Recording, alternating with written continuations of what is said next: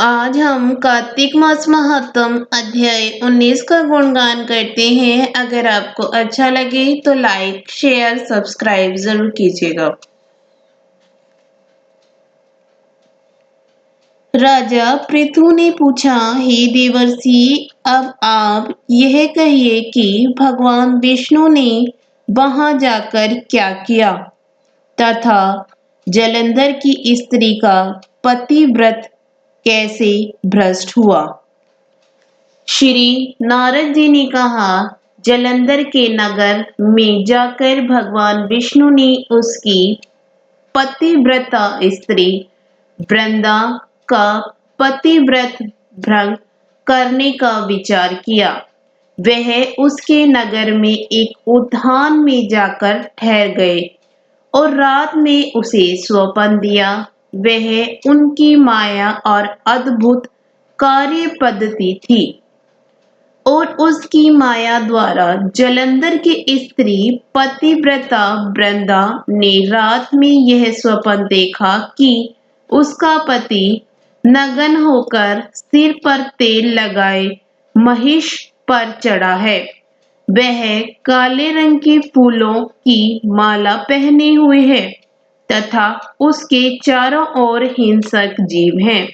वह सर मुंडाए हुए अंधकार में दक्षिण दिशा की ओर जा रहा है। उसने अपने नगर को समुद्र में डूबा हुआ देखा और इस प्रकार के बहुत से भयानक सपने देखे। फिर तुरंत ही वह जाग पड़ी और स्वप्न के संबंध में विचार करने लगी। इतने में उसने सूर्य को उदय होते हुए देखा तो सूर्य में उसे एक छिद्र दिखाई दिया तथा वह कांतिहीन था। इसे उसने अनिष्ट जाना और भयभीत होकर रोने लगी। वह छज्जे पर गई, अटारी पर चढ़ी, भूमि पर उतरी, मगर उसे कहीं पर भी शांति प्राप्त नहीं हुई। फिर वह अपनी दो सखियों को साथ लेकर उपचन में गई, परंतु वहां भी उसे शांति नहीं हुई। फिर वह जंगल में निकल गई, पर वहां भी उसे चैन न आया। वन में उसने सिंह के समान दो भयंकर राक्षसों को देखा, जिससे वह अत्यंत भयभीत होकर वहां से भागने लगी। उसी समय वहां अपने शिष्यों सहित तपस्वी आ गया तो वृंदा उसके पैरों में हाथ लगाकर उससे अपनी रक्षा के लिए याचना करने लगी। मुनि ने अपनी एक ही हुंकार से उन दोनों राक्षसों को वहां से भगा दिया। वृंदा को आश्चर्य हुआ। वह भय से मुक्त हो मुनि को हाथ जोड़कर प्रणाम करने लगी और कृतज्ञता का ज्ञापन किया। फिर उसने मुनि से अपने युद्धरत पति के संबंध में उसकी कुशल क्षेम का प्रश्न किया। मुनि ने मौन हो आगे पीछे देखकर कहना चाहा कि उसी समय दो वानर के उनके पास हाथ जोड़कर खड़े हो गए।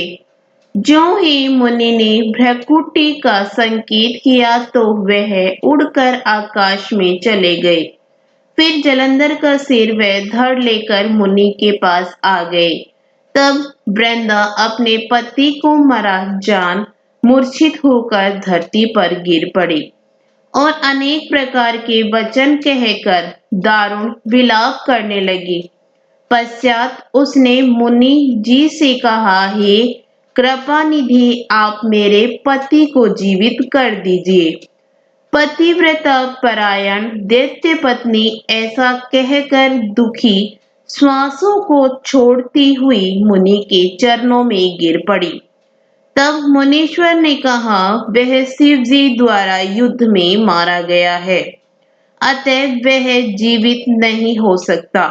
क्योंकि जिसे भगवान शंकर मार देते हैं वह कभी जीवित नहीं हो सकता। परंतु शरणागत की रक्षा सनातन धर्म है। अतः कृपा करके मैं इसे जिलाए देता हूँ। श्री नारद जी कहते हैं कि वह मुनि साक्षात विष्णु थे, जिन्होंने की यह सब माया फैलाई थी। वह वृंदा के पति को जीवित करके अंतर्ध्यान हो गए। जलंधर ने उठकर वृंदा का आलिंगन किया और उसका मुंह चूमा। वृंदा भी पति को जीवित देखकर बहुत खुश हुई और अब तक हुई सब बातों को स्वप्न समझा। पश्चात वृंदा से काम हो बहुत दिन तक अपने पति के साथ विहार करती रही। एक दिन उसने संभोग काल के अंत में भगवान विष्णु को पहचान लिया। तब वह उन्हें ताड़ित करती हुई बोली, हे पर स्त्री से गौर करने वाले विष्णु, तुम्हारे शील को धिक्कार है। मैंने जान लिया कि वह मायावती तपस्वी तुम ही थे। हे राजन, ऐसा कह परम क्रुद्ध हो पतिव्रता ने अपने तेज को प्रकट करते हुए शाप दिया।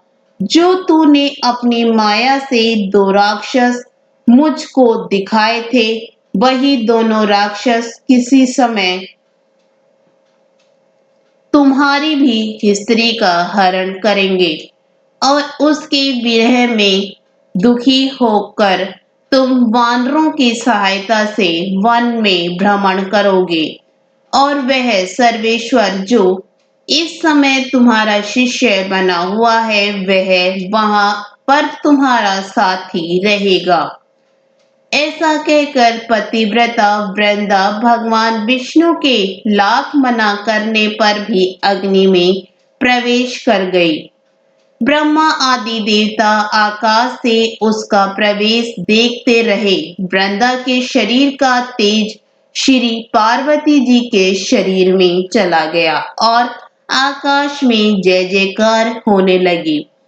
पतिव्रत धर्म के प्रभाव से वृंदा ने मुक्ति प्राप्त की। इसके साथ ही 19वां अध्याय समाप्त हुआ।